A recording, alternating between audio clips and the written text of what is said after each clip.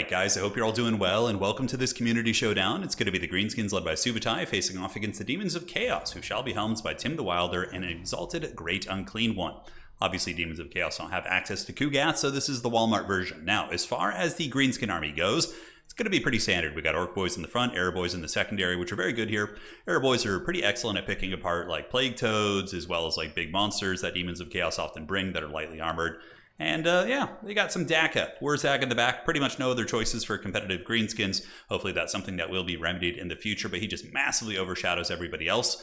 And you'll notice that Wurzag was actually brought on foot, which is a bit of a tech against the blue fire spam, right? So if there's a big chicken up in the sky and it's shooting blue fireballs at you, if you're on a mount, they seem to take more damage. All the missiles will make contact. You won't get knocked over, but sometimes he'll get knocked over by the blue fire and some of the missiles will miss. So it's a tech against being sniped.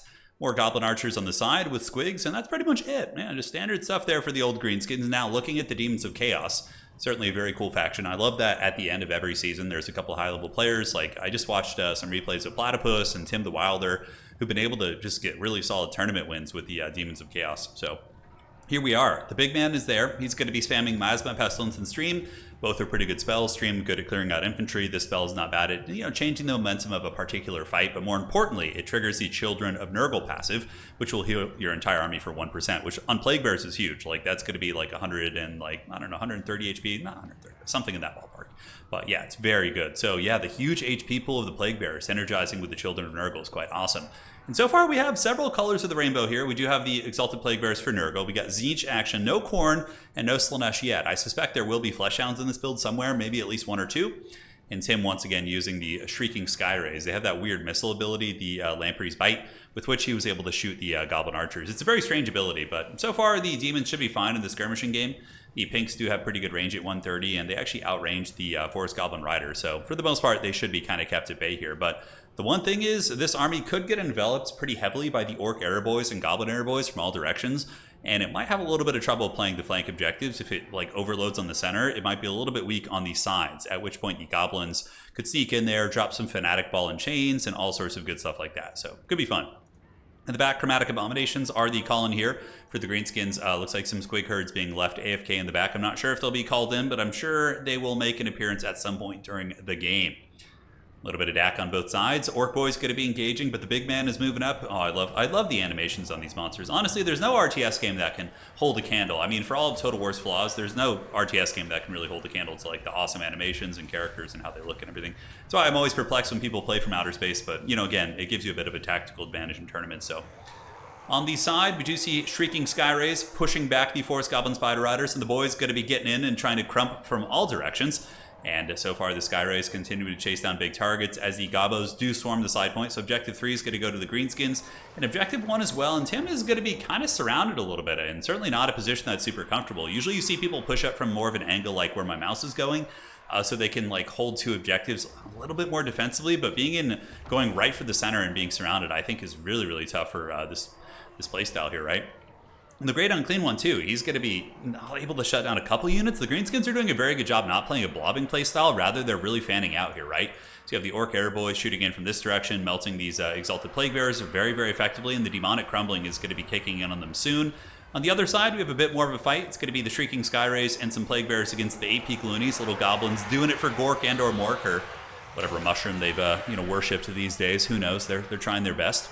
But nonetheless, the Gobos are unbreakable, and they're going to be holding them in position while just the unholy hordes of Arrow Boys and Archers are really shooting in there and doing great work. And yeah, what's not to love? I mean, Demons are all pretty much lightly armored outside of some of the heavy cav units, so having all these Arrow Boys just shooting in there ain't bad, and they're not that terrible in combat either. So now we get Khorne. So the only god of chaos who's being neglected right now is Slaanesh, so we'll see if we get any Hellstriders. Probably not, but anything like that being called in. Up in the middle objective being held by the Demons of Chaos. The Great Unclean One, obviously very problematic for any sort of infantry trying to get up to the point. He's able to move in and really melt them. Plague Toads do get into the secondary of the Greenskins, so some of the Arrow Boys here are going to be mulched on by the Toads of Nurgle, but now they pull back, looking to intercept and surround the Durkat Squig Hoppers. But the Arrow Boy position here is just doing huge work. Now they're going to be melting these Pinks. The Exalted Plague Bears, though, still going. Truly a testament to Nurgle's durability. They were just being shot by arrows for a good couple minutes there, and they still stayed the course. Big call-ins here are going to be Orc Boy Biggins, the Wah going down to the valley in the front line, as even the lowliest Goblin and or Squig now is going to have the combat stats of a pretty elite unit for a short period of time in tandem with the Wurzag staff ability. Goblins shanking away at Plague Bears here, but yeah, certainly not a great matchup for them. But you know, they're doing it okay. It's not bad. Side objective being held here by Subutai, and currently we do see a big value lead here for the Greenskins. Granted, there's been a ton of healing across the board for the Demons of Chaos, but I can't help but think this is looking very, very good for the Greenskins.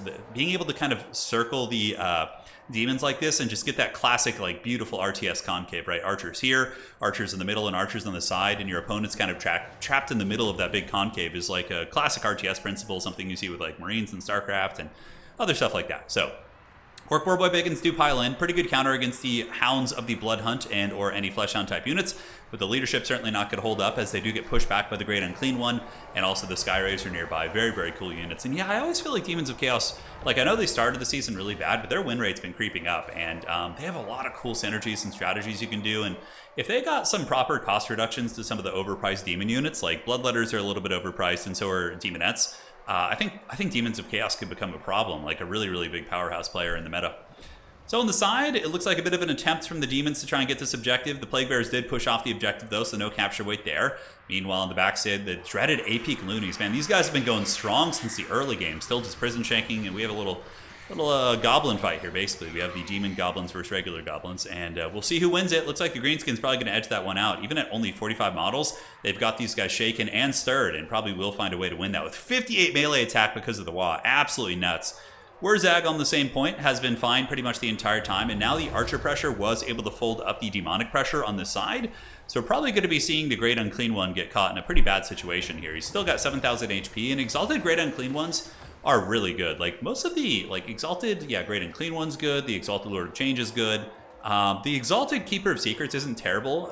It's a little bit risky, but even still, it's like a decent monster with anti-large and speed and all that sort of good stuff, but yeah, it's cool to see that some of the big scaries are actually like decent fighters. Side point going to the Greenskins as well. Demons going to be surging in with some Toads, but for the most part, the Boar Boy Biggins are going to be a pretty solid counter against them, especially teamed up with the Spider Riders. That's going to be a cool clash right here. So they got their little pig stickers moving in, and here it goes. Spider Riders applying poison, absorbing the charge, and the Boar Boy Biggins going to now saturate in with their spears. And these Plague Toads not going to have the best fight. Granted, okay, maybe they will now. We do see Tim calling in the Screamers, and the Screamers with their anti-large are going to be nibbling through these Orc Boar Boys. And looking in the backside, Orc Boars, or Orc Boys being called in. Orc Boys, yes, okay. There's a lot of boys and pigs and squigs and all sorts of stuff that can get a little bit confusing. Plague Bears moving in, Toads moving in, several Archer units shut down. Nice pressure from Tim the Wilder. Playing from behind for sure. The Greenskins are certainly ahead in this game, and he's also behind on points, so it's going to be a little bit of a precarious one for him to get back here, especially since the Great Unclean One is not looking the healthiest, and there are a couple Archer units, which if Subutai gets his micro on point here, he's going to be able to switch and put nice pressure on the big man, who's also being harassed by Death's Creepers. Nice consistent poke. Tim calling in Screamers. Screamers, of course, good at chasing down skirmish cav units like this. But the problem is they're not going to provide any utility on the ground in terms of like capturing objectives and really playing the field. Orc Boar Boy Biggins still confident, and they do have the support of the AP Loonies, which is super nice, getting that extra saturation of poison. And these big piggies going to be holding on while the Orc Boys and Wurzag also waddling. So the Dancing Man is coming. He's on his way over, and he's got his big stick. And he is going to be bonking some of these bad boys on the head. We'll have to see how this all unfolds. So Objective 3 owned by Greenskins, middle objective owned by the Demons of Chaos. Squigs herds have now arrived. They would probably still lose to these Exalted Plague Bears, even in their current state, simply because the Plague Bears are just so jacked. But yeah, and Screamers are coming in too. So the middle objective, though, is still under heavy, heavy pressure in the backfield.